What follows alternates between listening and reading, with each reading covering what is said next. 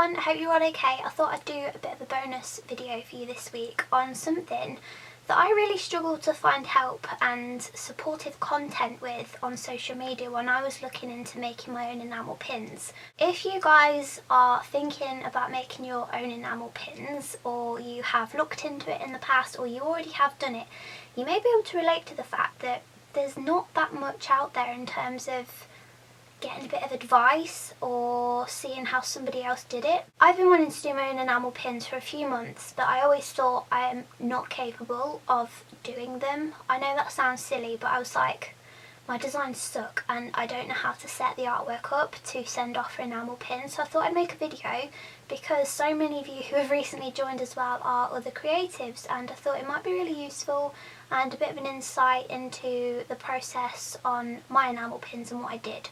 I've even made notes. I have notes. And yeah, I'm going to show you guys exactly how I did my enamel pins and then show you the finished product if you haven't seen them already.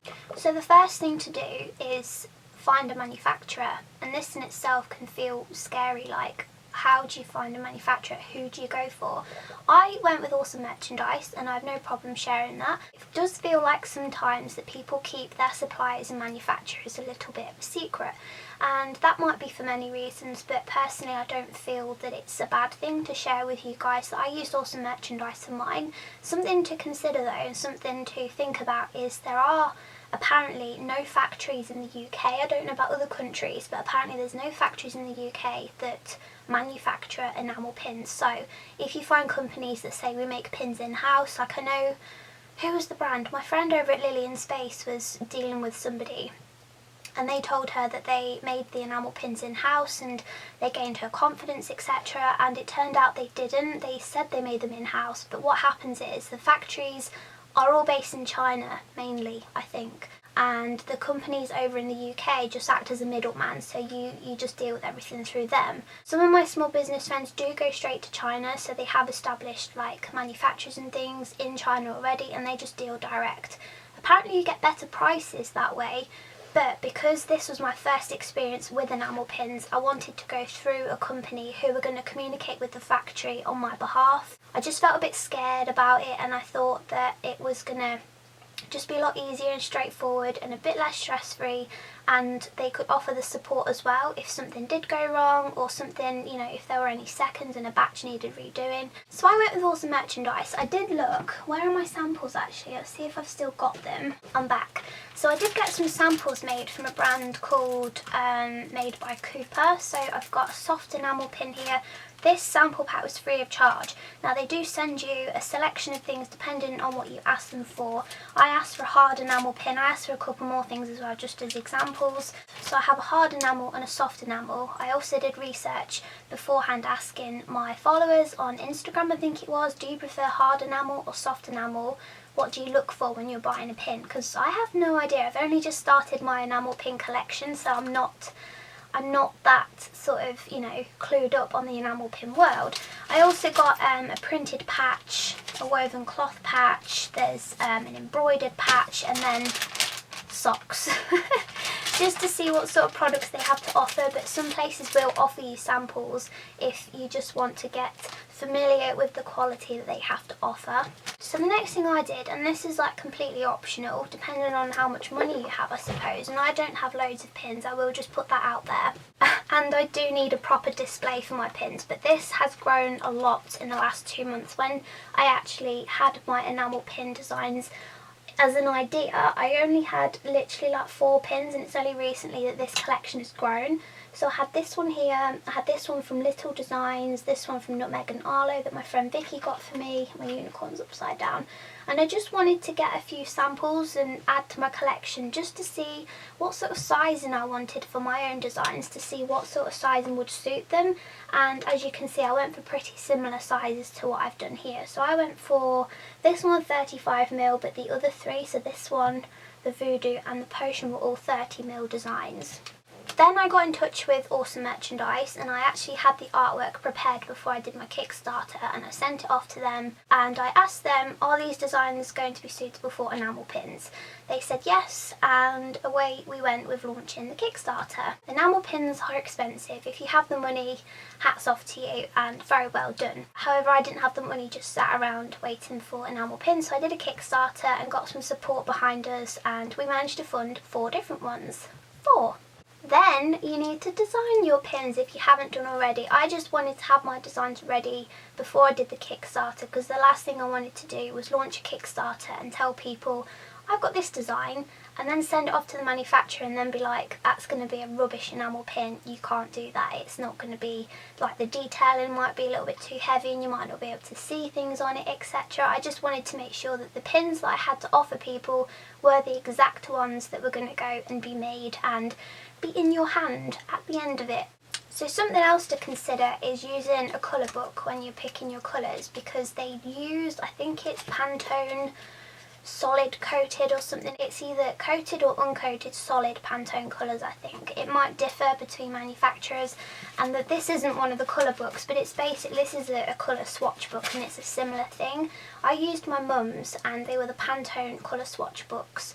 That way you can hand pick the colours and get an exact match, because the last thing you want is to pick a colour and it be completely different when you actually receive your pins. I will say though, the colour books are really expensive, hence why I borrowed my mum's, but top tip, you can buy them second hand on places like eBay and things. I think brand new they're about between £100 and £150.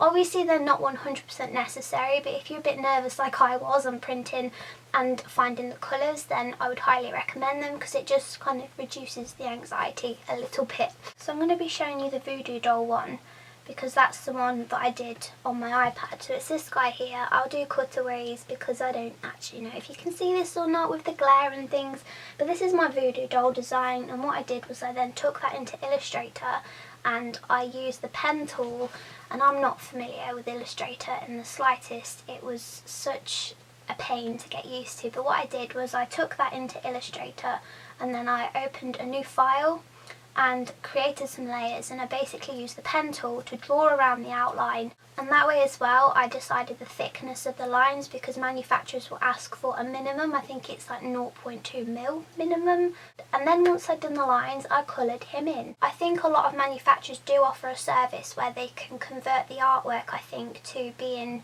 obviously when I sent mine to Awesome Merchandise, my artwork was an Illustrator file, and when they sent me the proofs I could tell that they had converted them slightly to enamel pin artwork, so I think they do that at their end. I have seen people just draw their designs straight on Procreate and then they send it off to the manufacturer, and then free of charge they will convert the design to the enamel pin sort of format. But these are all questions that you could ask your manufacturer if you're a bit nervous like I was. Just email them and ask them as many questions as you like, because that's what they're there for. Turnaround time on average I think is between 3 and 4 weeks, so it was a bit of an intense wait for mine, but they eventually turned up and I was so happy with them. Something I will say about manufacturers is, from what I picked up on from my small business friends online, because a lot of us are making enamel pins right now, they are so popular amongst collectors especially, but each manufacturer has its pros and cons, and I think my experience with Awesome Merchandise is a perfect example of that. I'll show you my fox pin for example. I got 100 of each design made, so I had 100 foxes and at least 20 of them were seconds, and they're all in this box here. I'll be selling these off at some point next year, or I might take them to fairs and stuff, but I'll be selling them off next year. But I have put them in a box for now just to keep them out of the way so they don't get mixed up, but I did have about 20% seconds. With the Voodoo Doll, didn't have any seconds in this one. This batch was amazing. And then I had, I think, between 10 and 15% seconds with the potion bottle and the unicorn. Apparently between 10 and 20% is absolutely normal and standard for enamel pins. It's when you go over like the 20% mark of seconds that you're like, yeah, I need to look into this manufacturer a little bit more. Also do some research with your manufacturer and ask them what their standards are in terms of seconds, because you might have really high standards and there might be a tiny fleck of dust in the pin, which I think is what my problem is. There's a bit of dust in some of the fox ones. the manufacturer might not deem that as a second, so they might not reproduce your batch for you. So that is something to consider. So when you're looking for a manufacturer, do ask them questions like, what are your standards? What would you consider to be a seconds pin? Some of the seconds pins have enamel missing, so I know some of the foxes have enamel missing out of the ears. So obviously to me that is quite an extreme level of seconds, whereas dust, a tiny fleck of dust in there that you might not even see if you're not looking really close, that might not be such a big deal and they might not deem that as a seconds. So then all of my pins turned up and I'm so happy with them. There's 4 different ones. I've kept one of each for myself and I'm really pleased with them. They do look exactly like the artwork that Awesome Merch sent to me, so the artwork proofs. Something else to consider as well is, do you want rubber backings or do you want metal ones? I went for rubber just because they feel a lot more they feel a lot stronger when they're holding them on, and obviously you can get locking backing things for your pins. Something else I did separately was I got the backing cards made by Banana Print because they are just one of the cheapest places. These are just business card sizes, but I thought they were perfect for enamel pins and they were so much cheaper. You can go to manufacturers and they will make backing cards as well. Some of them do it as like an inclusive package. Some of them say, would you like additional backing cards at an extra cost? It can work out a little bit more expensive, so do shop around for your backing cards because they're easy enough to knock up and you can just put them together yourself depending on how much time you have as well, I guess. So yeah, that is how I made my enamel pins. It was a really exciting process, and now that I've done it once I feel a lot more confident with if I was to do it again, then I wouldn't feel as anxious and on edge, because when I was researching how to do it I just couldn't find that much information. So I hope this video was useful to some of you guys. Let me know in the comments if you have any more questions and I'll try to answer them. I'm not an expert by any means, but it's a tiny bit of experience I just wanted to share, and as I said, I feel much better now if I was to go and do it again. Let me know if you've made enamel pins as well and what your experiences have been. I would love to know your stories and anything else that you would suggest or recommend. Let me know. Thank you for watching everybody, take care, and I will speak to you all really soon.